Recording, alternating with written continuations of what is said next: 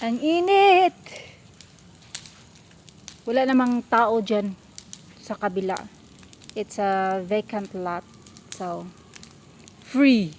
At saka, nasa loob ng property namin. Walang problema.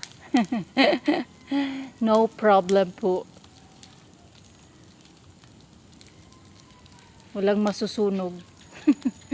Kundi yung kahoy lang at ang mga ano. Di po yan masusunog. Saka doon, ang layo po ng bahay namin. Ang layo sa apoy. Saka yan, tiki bar po yan. Tiki bar.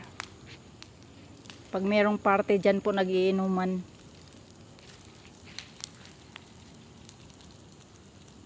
Let's go there. No, I want to watch it. Okay. It's hot. No, on the right side, look at that. Ang laki ng apoy. We're sizzling up a bunch of termites. Yeah. Kasi yung kahoy, yung mga 2x2, tsaka plywood. Coconut lumber. Yeah, yung mga lumber, ang daming ano, yung termites. Yung bukbok ba? Anong tawag yan sa inyo?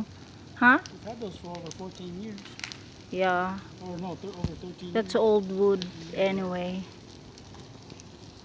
To the neighbors so they could cook. Yeah, yung iba binigay namin para ano, magamit sa pagluluto.